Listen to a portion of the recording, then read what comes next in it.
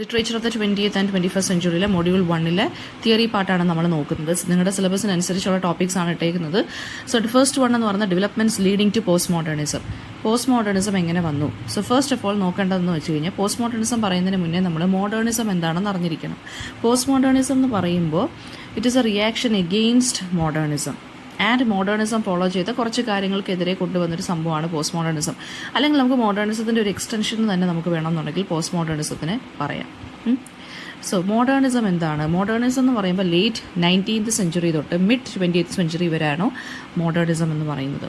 അതായത് മോഡേണിസം കൂടുതൽ ഫോക്കസ് ചെയ്തത് ഫ്രാഗ്മെൻറ്റഡ് ആയിട്ടുള്ള നെറേറ്റീവ് സ്ട്രക്ചേഴ്സിനെയും ഫോമിലുള്ള എക്സ്പെരിമെൻറ്റേഷനെയും തീംസ് എന്ന് പറയുന്നത് ഏലിനേഷൻ അല്ലെങ്കിൽ ഡിസൊല്യൂഷൻമെൻ്റ് ആണ്. ഫ്രാഗ്മെൻറ്റ് ആൻഡ് നറേറ്റീവ് സ്ട്രക്ചേഴ്സ് എന്ന് വെച്ചാൽ ഒരു ലോജിക്കലായിട്ടുള്ള സ്ട്രക്ചർ കാണത്തില്ല. ചിലപ്പോൾ കൺക്ലൂഷൻ ആയിരിക്കും ആദ്യം വരുന്നത്, ചിലപ്പോൾ ഇൻട്രൊഡക്ഷൻ ഏറ്റവും ലാസ്റ്റ് ആയിരിക്കും വരുന്നത്. അങ്ങനത്തുള്ള രീതിയിൽ എക്സ്പെരിമെൻറ്റേഷൻ, അതായത് എല്ലാ രീതിയിലും എഴുതുന്ന രീതിയിലാണെങ്കിലും പറയുന്ന രീതിയിലാണെന്നുണ്ടെങ്കിലും ഒരു എക്സ്പെരിമെൻറ്റേഷൻ ആയിരിക്കും അതിനകത്ത് ഉണ്ടായിരിക്കുന്നത്. അതിനകത്ത് കീ ഫിഗേഴ്സ് എന്ന് പറഞ്ഞാൽ T.S. Eliot ഉണ്ട്, ജെയിംസ് ജോയ്സ് ഉണ്ട്, വെർജീനിയ വൂൾഫ് ഉണ്ട്. മോഡേണിസം ഫോക്കസ് ചെയ്തത് ഇൻഡിവിജ്വൽ കോൺഷ്യസ്നെസ്സിനെയാണ്. ആൻഡ് ഈ ഫ്രാഗ്മെൻറ്റഡ് സ്റ്റോറി ടെല്ലിംഗ് എന്ന് പറയുന്നത് ശരിക്കും പറഞ്ഞു കഴിഞ്ഞാൽ പോസ്റ്റ് മോഡേണിസത്തിന് വഴിയൊരുക്കി. വേൾഡ് വാർ 2-ൻ്റെ ഇമ്പാക്റ്റ് നമുക്കിതിനകത്ത് കാണാൻ സാധിക്കും. അതായത് വേൾഡ് വാർ 2 1939 to 45 ആ സമയത്തുണ്ടായിരുന്ന ഒരു കൾച്ചറൽ അല്ലെങ്കിൽ ഫിലോസഫിക്കൽ ക്രൈസിസ്, അതായത് പ്രോഗ്രസ്സിലും നമ്മുടെ റാഷണാലിറ്റിയിലും നമ്മുടെ ഹ്യൂമാനിറ്റിയിലും ഹ്യൂമനിസത്തിലും ഒക്കെ ഉണ്ടാകുന്ന ആ ഒരു ചലഞ്ചിങ് ആയിട്ടുള്ള കുറേ കാര്യങ്ങൾ അവിടെ സംഭവിച്ചു. വാർ നടന്നതിന് ശേഷം ഓതേഴ്സ് എന്ത് ചെയ്യാൻ തുടങ്ങി? നമ്മൾ അതുവരെ അബ്സല്യൂട്ട് അല്ലെങ്കിൽ ഫിക്സ്ഡ് എന്ന് പറഞ്ഞിരുന്ന പല കാര്യങ്ങളെയും ഓതേഴ്സ് ക്വസ്റ്റ്യൻ ചെയ്യാൻ തുടങ്ങി. നമ്മൾ മോറലി സർട്ടൻ ആയിട്ടുള്ള കാര്യങ്ങൾ, അതിനെയും ട്രൂത്തിനെയൊക്കെ എന്ത് ചെയ്യാൻ തുടങ്ങി? റൈറ്റേഴ്സ് ക്വസ്റ്റ്യൻ ചെയ്യാൻ തുടങ്ങി. ആൻഡ് റൈറ്റേഴ്സ് എന്ത് ചെയ്യാൻ തുടങ്ങി? പിന്നീട് ഫോക്കസ് ചെയ്തത് ഈ നമ്മുടെ എക്സിസ്റ്റൻസിൻ്റെ ആ ഒരു അബ്സേർഡിറ്റിയെക്കുറിച്ച് അല്ലെങ്കിൽ ആ ഒരു മീനിങ്ലെസ്നെസ്സിനെ കുറിച്ചും ആ കൺഫ്യൂഷൻ, മോഡേൺ വേൾഡിലൊരു കൺഫ്യൂഷനെ കുറിച്ചും ഒക്കെയാണ്, കെയോസിനെ കുറിച്ചൊക്കെയാണ് ഇവർ സംസാരിക്കാൻ തുടങ്ങിയത്. ഇനി കൺസ്യൂമർ കൾച്ചറും റൈസ് ആവാൻ തുടങ്ങി. അതായത് മാസ് മീഡിയ ഇൻഫ്ലുവൻസ്, ടെലിവിഷൻ ആണെങ്കിലും അഡ്വർടൈസിങ്ങിനാണെങ്കിലും അതൊക്കെ എന്ത് ചെയ്യാൻ തുടങ്ങി, അല്ലെങ്കിൽ ഹൈ കൾച്ചർ അല്ലെങ്കിൽ ലോ കൾച്ചർ എന്നിങ്ങനെയുള്ള ഡിവിഷൻസ് ഒക്കെ വരാൻ തുടങ്ങി. ആൻഡ് ഇത് ലിറ്റററി ഇമ്പാക്റ്റിലും കാണാൻ സാധിക്കുന്നുണ്ടായിരുന്നു നമുക്ക്. പോസ്റ്റ് മോഡേണിസ്റ്റ് റൈറ്റേഴ്സ് ഈ പോപ്പ് കൾച്ചറിൻ്റെ അല്ലെങ്കിൽ അഡ്വർടൈസ്മെൻറ്റ്സ്, മീഡിയ അങ്ങനെയുള്ള കാര്യങ്ങളൊക്കെ അവർ, അതായത് കുറച്ചും കൂടി ലിറ്ററേച്ചറിനെ കൊമേഴ്ഷ്യലൈസ് ചെയ്യാൻ വേണ്ടി ഇവരും ശ്രമിച്ചിരുന്നു. ഫിലോസഫിക്കൽ ഇൻഫ്ലുവൻസസും ഉണ്ടായിരുന്നു. അതായത് എക്സിസ്റ്റൻഷ്യലിസം അല്ലെങ്കിൽ എന്താ പറയുക, ഇങ്ങനെയുള്ള തിയറീസൊക്കെ വന്നു. ഫോർ എക്സാമ്പിൾ ജീൻ പോൾ സട്രയുടെ, ആൽബർട്ട് ക്യാമുവിൻ്റെ അബ്സേർഡിറ്റി അല്ലെങ്കിൽ ഫ്രീഡം, സെർച്ച് ഫോർ മീനിങ് അല്ലെങ്കിൽ മീനിങ് ലെസ്നെസ് ഇൻ ലൈഫ്, ഇതൊക്കെയായിരുന്നു തീംസ് ആയിട്ട് പിന്നെയും ഉണ്ടായിരുന്നു. ഫിലോസഫി ബേസ്ഡ് ആയിട്ടുള്ള കുറേ കാര്യങ്ങൾ. പോസ്റ്റ് സ്ട്രക്ചറലിസവും ഡീകൺസ്ട്രക്ഷനും ഉണ്ടായിരുന്നു. അതായത് ജാക്ക് ഡെറിയുടെയും അതുപോലെ തന്നെ ഫൂക്കോയുടെ ഐഡിയാസ്, അതായത് ടെക്സ്റ്റിനകത്ത് ഫിക്സഡ് മീനിങ് എന്ന് പറഞ്ഞൊരു കാര്യമേ ഇല്ല, ലാംഗ്വേജിനൊരു സ്റ്റെബിലിറ്റി ഇല്ല, പവറിനാണ് കൂടുതൽ ഇമ്പോർട്ടൻസ്, അതായത് പവറാണ് നോളജിനെ ഷേപ്പ് ചെയ്യുന്നത്, ഇങ്ങനെയുള്ള ഐഡിയാസും വരാൻ തുടങ്ങി.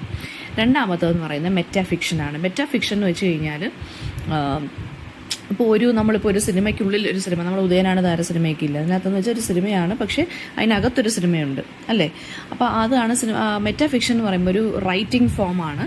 അതായത് എൻ്റെ റൈറ്റർ എന്ന് പറയുന്നത് സെൽഫ് കോൺഷ്യസ്ലി എഴുതുന്ന ആൾ എന്ത് ചെയ്യും, ഇപ്പോൾ ഒരു കഥ നോവൽ എഴുതുവാണെന്ന് വെച്ചോ ആ റൈറ്റർ അതിനകത്ത് എന്താണ് നോവൽ എഴുത്തിനെ കുറിച്ച് സംസാരിക്കുകയോ അല്ലെങ്കിൽ ഡയറക്റ്റ്ലി അതിനകത്ത് ഇൻവോൾവ് ആവുകയോ ഡയറക്റ്റ്ലി അതിനകത്ത് കൺവേഴ്സ് ചെയ്യുകയോ അങ്ങനെയൊക്കെ ചെയ്യുവാണെന്നുണ്ടെങ്കിൽ അതിന് മെറ്റാഫിക്ഷൻ എന്ന് പറയുന്നത്. ഫിക്ഷനും ഉണ്ട്, റിയാലിറ്റിയും ഉണ്ട്. അത് തമ്മിലുള്ളൊരു ലൈൻസ് എല്ലാം കുറച്ച് നമുക്ക് കൺഫ്യൂസ്ഡ് ആയിട്ട് തോന്നും. അതായത് ഏതാണ് റിയാലിറ്റി ഏതാണ് ഫിക്ഷൻ നമുക്ക് അറിയാൻ പറ്റുകയില്ല. ഒരു നെറേറ്റീവ് ടെക്നിക്കാണ് ശരിക്കും പറഞ്ഞു കഴിഞ്ഞാൽ. ഓതർ ചിലപ്പോൾ കമൻട്രി ഡയറക്റ്റായിട്ട് കയറി അങ്ങ് കമൻറ്റ് പറയാനിരിക്കും. പേർപ്പസ് എന്ന് പറയുന്നത് എന്തിനാണ്? സ്റ്റോറി, പഴയ കാലത്തുള്ള ട്രഡീഷണൽ ആയിട്ടുള്ള സ്റ്റോറി ടെല്ലിങ്ങിനെ ഒന്ന് ക്വസ്റ്റ്യൻ ചെയ്യുകയാണ്. അതുപോലെ തന്നെ ഫിക്ഷനിലുള്ള ആർട്ടിഫിഷ്യാലിറ്റിയെ ഒന്ന് ഹൈലൈറ്റ് ചെയ്യുകയാണ്. അതായത് റീഡേഴ്സിനെ കുറച്ചും കൂടി മീനിങ്ങിലോട്ട് അല്ലെങ്കിൽ ആ ടെക്സ്റ്റിലോട്ട് ഇൻവോൾവ് ചെയ്യിക്കാനാണ് ഇതൊക്കെ ചെയ്യുന്നത്. ഫോർ എക്സാമ്പിൾ ഇറ്റാലോ കാൽവിനോയുടെ works, if on a winter's night a traveller, അതൊക്കെയെന്ന് വെച്ചാൽ റീഡർ ഒരു ക്യാരക്ടറായി മാറുകയാണ്. Slaughterhouse 5 by Kurt Vonnegut, അതിനകത്തും എന്താണ് നെറേറ്റർ ഓപ്പൺലി ബുക്ക് എഴുതുന്നതിനെ കുറിച്ച് അതിനകത്ത് ഓപ്പൺലി സംസാരിക്കുന്നുണ്ട്. ഇന്റർടെക്ച്വാലിറ്റിയാണ് അടുത്ത ടോപ്പിക്. ഇന്റർടെക്ച്വാലിറ്റി എന്ന് പറയുമ്പോൾ എന്താണ്? Relationship between the text. അതായത് ഒരു ടെക്സ്റ്റ് എങ്ങനെ മറ്റൊരു ടെക്സ്റ്റിനെ ഇൻഫ്ലുവൻസ് ചെയ്യുന്നു, ഒരു ടെക്സ്റ്റിനകത്തുള്ള പോയിന്റ്സിനകത്ത് മറ്റൊരു ടെക്സ്റ്റ് എങ്ങനെ കയറി വരുന്നു, റെഫറൻസസ് എങ്ങനെ വരുന്നു, ഇതൊക്കെയാണ് ഇന്റർടെക്ച്വാലിറ്റി എന്ന് പറയുന്നത്. ഓക്കെ, അതായത് ഒരു ടെക്സ്റ്റും മറ്റൊരു ടെക്സ്റ്റുമായിട്ടുള്ള ഇന്ററാക്ഷൻ. ഓക്കെ, അപ്പോൾ അതായത് ടെക്സ്റ്റിനെ നമുക്ക് ഐസൊലേഷനിലോട്ട് അതായത് ഒരു ടെക്സ്റ്റിനെ നമുക്ക് മനസ്സിലാക്കണമെന്നുണ്ടെങ്കിൽ ആ ടെക്സ്റ്റിനെ ഒറ്റയ്ക്ക് ഇരുത്തി നമുക്ക് മനസ്സിലാക്കാൻ സാധിക്കില്ല. വേറെ പ്രീവിയസ് വർക്ക്സുമായിട്ടുള്ള ഇൻഫ്ലുവൻസസ് ഒക്കെ വെച്ച് കമ്പയർ ചെയ്തും കോൺട്രാസ്റ്റ് ചെയ്തും നമ്മളതിനെ മനസ്സിലാക്കുക. ദെൻ ഇപ്പോൾ ഇൻ്റർടെക്ച്വാലിറ്റിക്കകത്ത് വരുന്ന ടൈപ്സ് എന്ന് പറയുമ്പോൾ കൊട്ടേഷൻ എന്ന് വെച്ചാൽ നമ്മൾ വേറൊരു വർക്കിൽ നിന്ന് നമ്മൾ ഒരു കോട്ട്സ് എടുക്കുക, അല്ലെങ്കിൽ വേറൊരു വർക്കിനെ സൈറ്റ് ചെയ്ത് എഴുതുക. അല്യൂഷൻ, അതായത് ഇൻഡയറക്റ്റ് ആയിട്ട് അല്ലെങ്കിൽ സറ്റിലായിട്ട് നമ്മൾ മറ്റൊരു ടെക്സ്റ്റിനെ കുറിച്ച് റെഫർ ചെയ്ത് എഴുതുക. പാരഡി, അതായത് മറ്റൊരു വർക്കിനെ ഇമിറ്റേറ്റ് ചെയ്ത് എഴുതുക, അല്ലെങ്കിൽ മോക്ക് ചെയ്ത് എഴുതുക, കമൻറ്റ് ചെയ്ത് എഴുതുക. ഇതൊക്കെ എക്സാമ്പിൾ ജെയിംസ് ജോയ്സസിൻ്റെ യുലീസസ്, അത് ഹോമറിൻ്റെ ഒഡിസിയെ റീഇമാജിൻ ചെയ്ത് എഴുതുന്നതാണ്. ഓക്കെ. പിന്നെ ടി.എസ്. ഇലിയറ്റിൻ്റെ വേസ്റ്റ്ലൻഡ്, അതിനകത്ത് ഒരുപാട് ടെക്സ്റ്റുകളെ കുറിച്ചുള്ള റിലീജിയസ് ആണെങ്കിലും കൾച്ചറൽ ആണെങ്കിലും ലിറ്റററി ടെക്സ്റ്റിനെ കുറിച്ചുള്ള റെഫറൻസസും അല്യൂഷൻസും ഒരുപാടുണ്ട്. നെക്സ്റ്റ് വൺ പാസ്റ്റിഷ് ആണ്. പാസ്റ്റിഷ് എന്ന് വെച്ച് കഴിഞ്ഞാൽ ഒരു ലിറ്റററി ടെക്നിക്കാണ്. അതായത് മറ്റൊരു വർക്കിനെ അല്ലെങ്കിൽ അതിൻ്റെ ജോണറിനെ ഇമിറ്റേറ്റ് ചെയ്ത്, അതിൻ്റെ സ്റ്റൈലിനെ ഇമിറ്റേറ്റ് ചെയ്ത് എഴുതുക. അത് പാരഡി ചെയ്യത്തില്ല, നമ്മൾ അതിനെ ജസ്റ്റ് ഒന്ന് ഇമിറ്റേറ്റ് ചെയ്ത് എഴുതുക. ഒരു കൊളാഷ് പോലെ മൾട്ടിപ്പിൾ സ്റ്റൈലും മൾട്ടിപ്പിൾ ജോണർ മൾട്ടിപ്പിൾ വോയിസസ് ഒക്കെ ഒരു വർക്കിനകത്ത് തന്നെ വരും. ദെൻ അതിൻ്റെ പേർപ്പസ് എന്തിനാണെന്ന് വെച്ച് കഴിഞ്ഞാൽ ബാക്കി പഴയ ടെക്സ്റ്റുകളുടെയൊക്കെ ഏർലിയർ ടെക്സ്റ്റിൻ്റെയൊക്കെ ഇൻഫ്ലുവൻസിനെ കാണിക്കാൻ, ഡൈവേഴ്സിറ്റിയെ സെലിബ്രേറ്റ് ചെയ്യാൻ, ആ ഒരു വെറൈറ്റിയെ സെലിബ്രേറ്റ് ചെയ്യാനൊക്കെയാണ് ശ്രമിക്കുന്നത്. അതിനകത്ത് ക്വെൻറ്റിൻ ടെറാന്റിനോടെ ഫിലിമൊക്കെ ഇതിനെ കാണിക്കുന്നത് പാസ്റ്റിഷ് മോഡൽ ഫിലിംസ് ആണ്. പിന്നെ ക്ലൗഡ് അറ്റ്ലസ് എന്ന് പറഞ്ഞ ഡേവിഡ് മിച്ചലിൻ്റെ ഒരു വർക്ക് ഉണ്ട്. അതിനകത്ത് മൾട്ടിപ്പിൾ ആയിട്ടുള്ള നെറേറ്റീവ് സ്റ്റൈലും ഒരുപാട് ജേണേഴ്സ് കടന്നു വരുന്നുണ്ട് ആ ഒരൊറ്റ സിംഗിൾ ബുക്കിനകത്ത്. നെക്സ്റ്റ് വൺ എന്ന് പറയുന്നത് മാജിക്കൽ റിയലിസം ആണ്. മാജിക് റിയലിസം അല്ലെങ്കിൽ മാജിക്കൽ റിയലിസം എന്ന് പറഞ്ഞാൽ റിയലിസം പ്ലസ് അല്ലെങ്കിൽ റിയാലിറ്റി പ്ലസ് ഫാൻറ്റസി, അതാണ് മാജിക് റിയലിസം എന്ന് പറയുന്നത്. അതിന് കുറച്ച് നാച്ചുറൽ ആയിട്ടുള്ള രീതിയിൽ അതിനെ പ്രസന്റ് ചെയ്യുന്നു.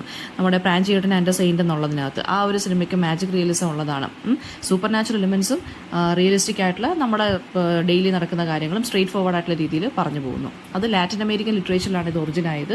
എക്സാമ്പിൾ എന്ന് പറയുമ്പോൾ ഗബ്രിയൽ ഗാർഷ്യ മാർക്വസിൻ്റെ വർക്ക്സിനകത്തൊക്കെ ഇത് കാണാൻ സാധിക്കും. അതായത് റിയാലിറ്റിയെ ചലഞ്ച് ചെയ്യാനും ഒക്കെയാണ് നമ്മളിത് കൂടുതൽ യൂസ് ചെയ്യുന്നത്. അപ്പോൾ 100 Years of Solitude, beloved by Toni മോറിസനൊക്കെ, ബിലവഡിനകത്ത് ഗോസ്റ്റ് ആണ് അതിനകത്ത് ഏറ്റവും ഇമ്പോർട്ടൻറ്റ് ക്യാരക്ടർ എന്ന് പറയുന്നത്. ഓക്കെ.